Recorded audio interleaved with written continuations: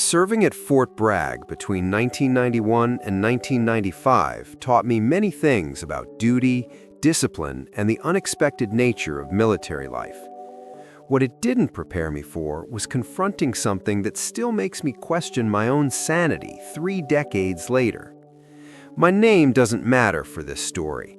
What matters is what I witnessed during a routine assignment that turned into the longest night of my life. I was assigned to the 82nd Airborne Division, working primarily in logistics and supply management.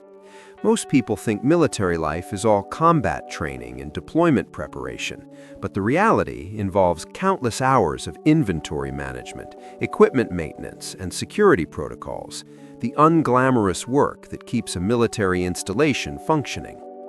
Our base sprawled across thousands of acres of North Carolina wilderness, much of it undeveloped pine forest and swampland that hadn't changed much since the Revolutionary War. The main post bustled with activity during daylight hours, but venture beyond the developed areas after sunset and you'd find yourself in a different world entirely. Silent, dark, primitive. Fort Bragg maintained dozens of ammunition storage bunkers scattered throughout the remote sections of the installation. These weren't the modern concrete structures you might imagine. Many dated back to World War II, built as earth-covered magazines designed to contain potential explosions. They looked like massive grass-covered mounds rising from cleared fields, with heavy steel doors set into reinforced concrete portals. The military never throws anything away if it still functions, so these ancient bunkers remained in active use, storing everything from small arms ammunition to artillery shells.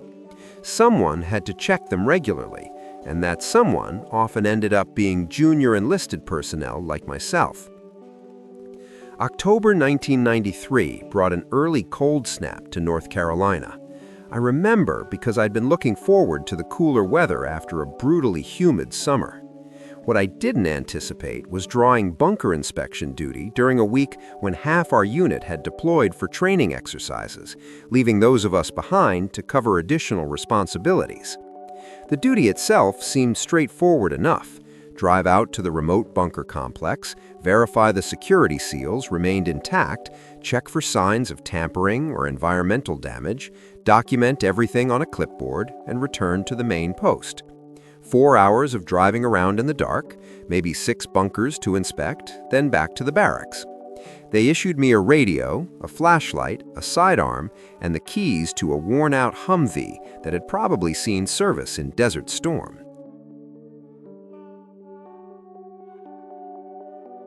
I didn't mind the assignment. Growing up in rural Virginia meant I was comfortable with isolation and darkness. The woods didn't bother me. I'd spend countless nights camping, hunting, and hiking through similar terrain. This felt like getting paid to take a drive through the countryside. The first 3 bunkers presented no issues whatsoever. I located each one using a hand-drawn map that looked like it had been photocopied so many times the details had started to blur. The access roads were barely maintained, more like dirt trails winding through dense forest. Each bunker sat in its own clearing, surrounded by chain-link fencing with warning signs about authorized access only. I'd park the Humvee, walk the perimeter with my flashlight, verify the door seals, make notes on my clipboard, and move on to the next location. Routine, boring even. Bunker 4 changed everything. The access road leading to it was longer than the others, maybe 3 miles of winding through increasingly dense pine forest. The canopy overhead blocked out most of the moonlight, making the narrow road feel like driving through a tunnel. My headlights caught the reflection of animal eyes several times, probably deer or raccoons. The forest seemed alive with small sounds and movements just beyond the reach of the light. When I finally reached the clearing, something felt immediately wrong. I can't articulate exactly what triggered that instinct. The bunker looked the same as the others, a large earthen mound with its concrete portal facing the access road. The chain-link fence appeared intact, the warning signs were properly posted, everything seemed normal on the surface, Yet every nerve in my body suddenly screamed at me to turn the Humvee around and leave. I've learned over the years to trust those instincts, but back then I was young and more concerned about following orders than heeding vague feelings of unease. I put the Humvee in park, left the engine running and the headlights on, and stepped out into the October night. The temperature had dropped significantly since sunset, my breath visible in the cold air. I grabbed my flashlight and clipboard, checked that my sidearm was secured in its holster, and approached the fence gate. The silence struck me immediately. No insect sounds, no bird calls, nothing. Just an oppressive quiet that seemed unnatural for a forest environment. Even my footsteps on the gravel seemed muffled, as though the darkness itself was absorbing sound. The gate was secured with a heavy padlock and chain. I fumbled with the key ring, trying to find the correct key in the dim light of my flashlight. That's when I heard the breathing. Not human breathing, something much larger, deeper, coming from somewhere beyond the bunker. A rhythmic sound, like a massive bellows slowly inflating and deflating. I froze, listening intently, trying to determine the direction and distance. The sound seemed to come from everywhere and nowhere simultaneously, distorted by the clearing and the surrounding trees. My hand instinctively moved to my sidearm as I slowly backed toward the Humvee, keeping my flashlight pointed toward the bunker and the dark tree line beyond it. The breathing stopped. The silence returned, even more oppressive than before. I stood there for what felt like an eternity, probably only 30 seconds in reality, trying to decide whether I'd actually heard something or if my imagination was playing tricks on me. The cold air, the isolation, the late hour, all could contribute to heightened anxiety and misperception. I forced myself to breathe slowly, to think rationally. I had a job to complete. The bunker needed to be inspected. I couldn't report back that I'd fled because I thought I heard something in the woods. I turned back to the gate and managed to get the padlock open. The chain rattled as I pulled it through the fence, the sound unnaturally loud in the silence. I swung the gate open and stepped through, leaving it ajar behind me. My flashlight beam swept across the front of the bunker as I approached the heavy steel door set into the concrete portal. The security seal appeared intact, a numbered plastic tag threaded through the door handle and lock mechanism. I noted the number on my clipboard and began my visual inspection of the door and surrounding concrete, looking for any signs of tampering, damage, or unusual wear. That's when I noticed the smell, a thick, musky odor that reminded me of a wet dog combined with something else I couldn't quite identify, something organic and rotten. The smell was strong enough that it cut through the cold air, making my eyes water. I'd never encountered anything like it before. I stepped back from the bunker door, sweeping my flashlight across the ground. The cleared area around the bunker was mostly bare dirt and sparse grass. In the beam of my light, I could clearly see tracks, large footprints pressed deep into the soft earth, far too big to be human. The prints showed 5 distinct toes, almost hand-like in appearance, but the size was all wrong. Each print measured at least 18 inches long. My heart rate accelerated as I followed the track line with my flashlight. The prints led from the tree line on the left side of the clearing, approached to within 10 feet of the bunker door, then circled around toward the right side before disappearing back into the forest. Whatever made these tracks had been here recently. The edges of the prints were still sharp and well-defined, not eroded by wind or rain. I estimated they were no more than a few hours old, possibly made after sunset. Something large had approached this bunker tonight, walking on 2 legs, and had spent time examining it before retreating back into the woods. Every instinct I possessed suddenly screamed at me to run. I backed toward the gate, keeping my flashlight moving between the bunker and the tree line, half expecting something to come charging out of the darkness. My hand gripped my sidearm, though I wasn't sure what good a 9mm pistol would do against something that could leave prints that size. I reached the gate and quickly stepped through, not bothering to secure it behind me. I just wanted to get back to the Humvee and put some distance between myself and whatever had made those tracks. I was halfway to the vehicle when the howl erupted from the forest. Not a wolf howl or a coyote yip, but something deeper and more resonant, almost primal in its intensity. The sound seemed to vibrate through my chest, triggering an ancient fear response that bypassed rational thought entirely. I ran the remaining distance to the Humvee, yanked the door open, and threw myself into the driver's seat. My hands shook as I slammed the transmission into reverse, not even bothering to close my door until I'd backed up several yards. I cranked the wheel and got the vehicle pointed back down the access road, then punched the accelerator harder than I probably should have on a narrow dirt trail in the dark. The drive back to the main road felt like it took hours, though it probably lasted less than 10 minutes. I kept checking the rearview mirror, expecting to see something following me. The headlights illuminated the tunnel of trees ahead, while darkness pressed in from all sides. I didn't slow down until I reached the paved road that would take me back to the developed area of the post. Only then did I allow myself to breathe normally again. Only then did the shaking in my hands begin to subside. I had 2 remaining bunkers on my inspection list, but I made the decision right then that I wasn't checking them tonight. I'd fabricate some excuse, report a mechanical issue with the Humvee, something that would justify returning to base without completing the full route. As I drove back toward the lights and civilization, I tried to rationalize what I'd experienced. The footprints could have been made by a bear. Black bears were common in North Carolina forests. The breathing could have been wind through the trees, distorted by the clearing and my own anxiety. The howl could have been a large dog or coyote, the sound amplified and distorted by distance and imagination. But I knew none of those explanations fit what I'd witnessed. I'd seen bear tracks before. These weren't bear tracks. I'd heard bears vocalize, and they didn't sound anything like that howl. Whatever had been at that bunker was something I couldn't explain. Something that didn't fit into my understanding of what animals lived in these forests. I thought about reporting what I'd found, describing the tracks and the sounds, but I already knew how that conversation would go.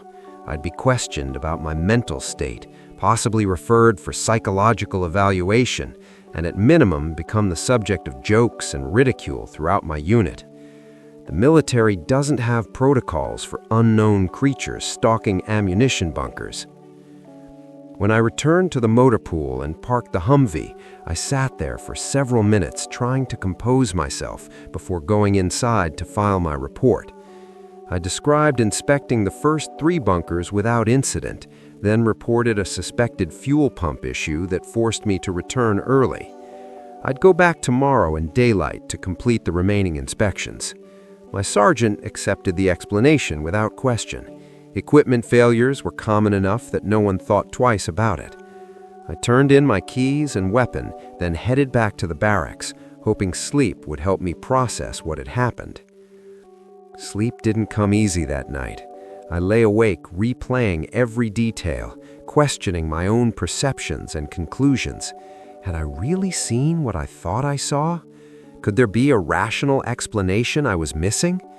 The more I analyzed it, the more convinced I became that something genuinely unexplainable had occurred.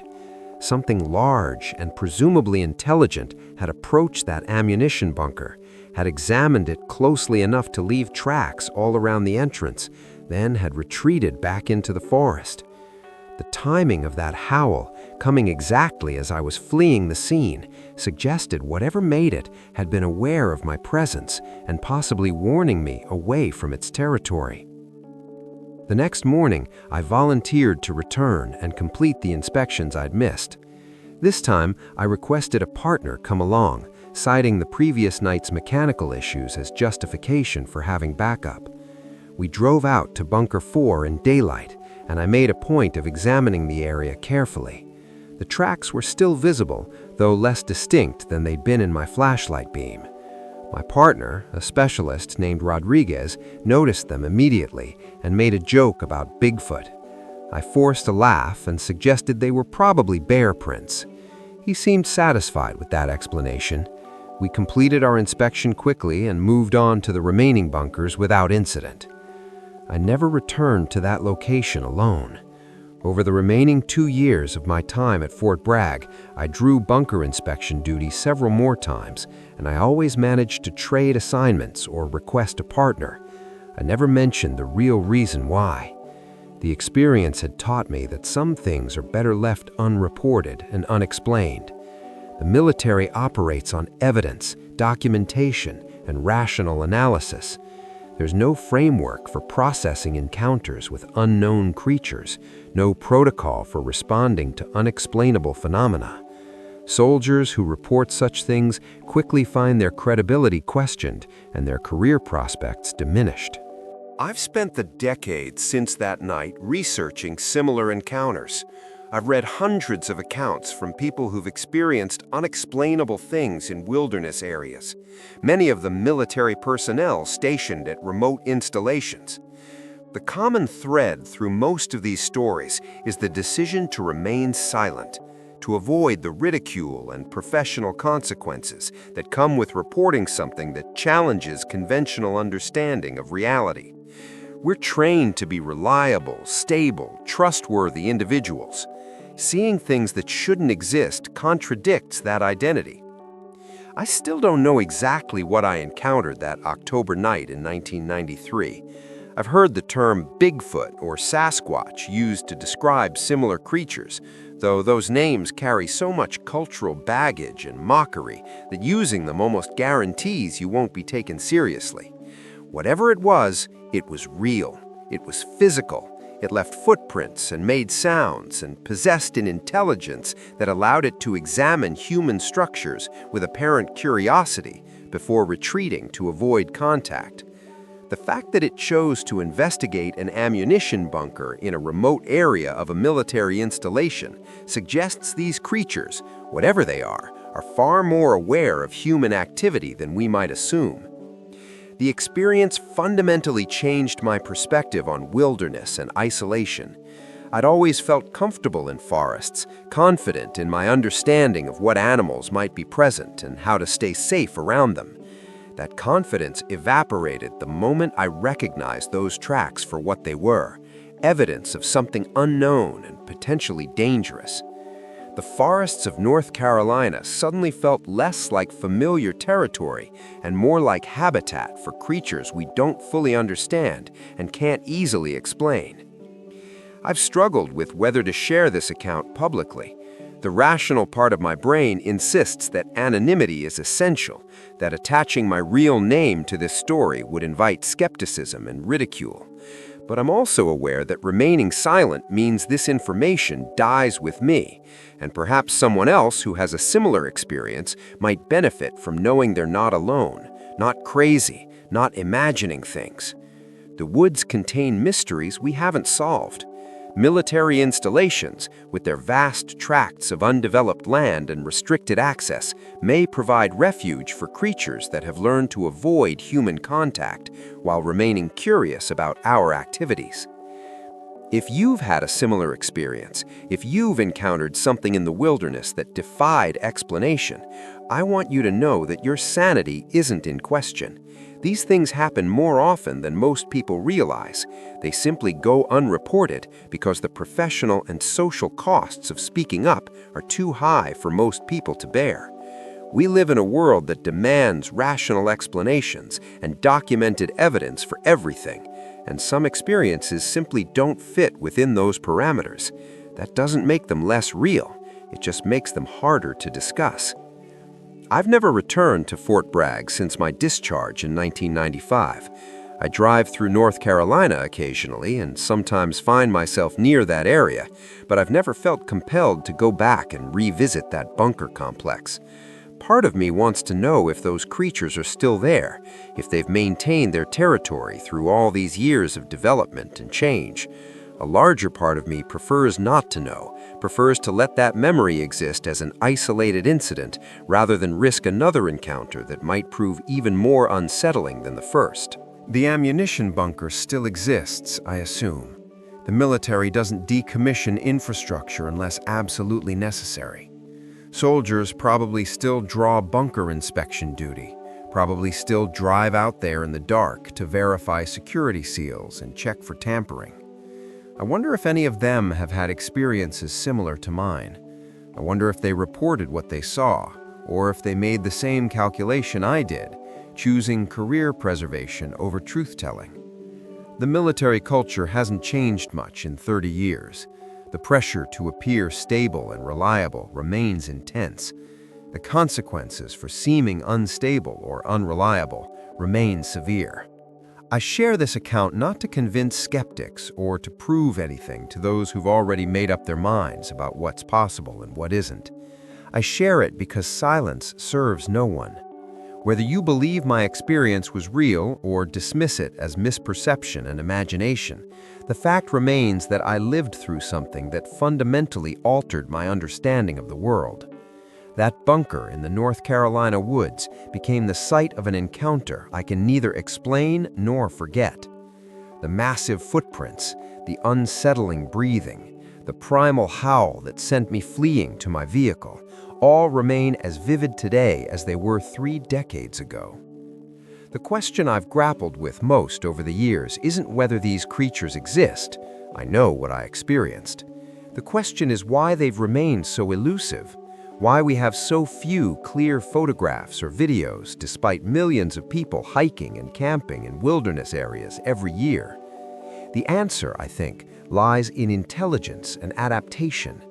These creatures, whatever they are, have learned to avoid human contact, to remain in remote areas, to retreat from confrontation. Military installations, with their restricted access and limited civilian presence, provide ideal habitat. The irony is that the very security measures designed to protect military assets may also protect creatures that have learned to exploit those buffer zones. I'm aware that sharing this publicly means opening myself to scrutiny and skepticism. People will question my credibility, my perception, my motives for coming forward after so many years. Some will suggest I'm seeking attention or attempting to profit from fabricated stories. Others will simply dismiss the entire account as fiction or delusion. I've made peace with those responses. I know what happened to me that night, and no amount of skepticism or ridicule can change the reality of that experience. If my account helps even one person feel less isolated in their own unexplainable encounter, the criticism will be worth enduring. The military taught me many valuable lessons during my 4 years of service. Discipline, responsibility, attention to detail, loyalty to unit and mission. It also taught me, inadvertently, that some truths are too uncomfortable for institutions to acknowledge. The unknown challenges our sense of control and understanding. Admitting that large, unknown creatures might inhabit remote areas of military installations raises uncomfortable questions about security and awareness. It's easier to dismiss such reports as unreliable than to investigate them seriously. The few people who do try to investigate face professional consequences that discourage others from reporting similar incidents. I've connected with other veterans over the years who've had unusual experiences during their service. We share our accounts privately, comparing details and looking for patterns. What emerges from these conversations is a picture of military bases as unintentional wildlife sanctuaries, restricted areas where unusual creatures can exist with minimal human interference. Fort Bragg, Fort Campbell, Fort Lewis, Camp Pendleton, vast installations with thousands of acres of buffer zones and restricted access areas, perfect habitat for something that wants to avoid human contact while remaining curious about our activities. The ammunition bunker I was assigned to inspect sat miles from the nearest developed area, accessible only by a poorly maintained dirt road that saw minimal traffic, an ideal location for something to investigate without risk of regular human contact. The most disturbing aspect of my experience wasn't the encounter itself, rather the certainty that whatever I saw had been there many times before and would likely return many times after. Those footprints showed a familiarity with the location, a pattern of behavior suggesting regular visits to that bunker complex. What drew it there? Curiosity about the structures? Awareness that ammunition was stored inside? Perhaps these creatures are more intelligent than we assume, capable of recognizing human infrastructure and understanding its purpose. That possibility unsettles me more than the alternative explanation that they're simply animals drawn to the area for food or territory. I've struggled with the decision to come forward with this account for nearly 30 years. The professional risks are minimal now that I'm long since discharged and working in an entirely different field. The social risks remain, but I've reached a point in my life where the burden of silence outweighs the fear of ridicule. This happened. I witnessed something that defies conventional explanation. Whether you choose to believe it or dismiss it is beyond my control. I'm simply adding my voice to the growing collection of similar accounts from credible witnesses who've had experiences that challenge our understanding of what inhabits the remote corners of our world. If you take anything away from this account, let it be this. Approach the wilderness with respect and awareness. The forests contain more than what appears in field guides and biology textbooks. Remote areas, especially those with restricted access and minimal human presence, may harbor creatures we don't fully understand. That doesn't mean you should fear the outdoors or avoid wilderness areas. It simply means maintaining awareness that our knowledge remains incomplete and our understanding of what's possible continues to evolve. The ammunition bunker incident taught me humility in the face of the unknown. It taught me that confidence based on incomplete information can be dangerous. Most importantly, it taught me that some experiences resist easy explanation, and that's okay. Not everything requires immediate understanding or rational analysis. I close this account with the same uncertainty I've carried for 3 decades. I don't have answers. I don't have explanations that satisfy skeptics or convince doubters. I simply have the memory of that October night, the massive footprints in the soft earth, the primal howl that triggered instincts I didn't know I possessed, and the absolute certainty that something unknown examined that ammunition bunker while I stood there trying to complete a routine inspection. Whatever it was, wherever it came from, it remains out there in the forests of North Carolina, or perhaps has moved on to other remote locations where it can exist away from human scrutiny. The ammunition bunker still stands in that clearing, I assume, unless the military has finally decommissioned those old World War II structures. Soldiers still drive those access roads at night, still conduct security inspections, still fulfill the unglamorous duties that keep military installations functioning. I wonder if any of them have encountered what I encountered. I wonder if they reported it or stayed silent. Most of all, I wonder if they understand what they witnessed, or if they're still searching for explanations that make sense within the framework of what we're taught is possible and real. Thank you for taking the time to experience this account. If you found this narrative compelling, please consider liking this content and sharing it with others who appreciate stories that challenge conventional understanding. Leave a comment below sharing your thoughts or your own experiences with unexplainable encounters. Your engagement helps ensure these accounts reach people who need to hear them, people who've had similar experiences and need to know they're not alone in questioning what they witnessed. Subscribe to ensure you don't miss future accounts from veterans and others who've encountered the unknown during their service and in their daily lives. These stories matter, not because they provide answers, but because they remind us that the world remains far more mysterious than we often acknowledge.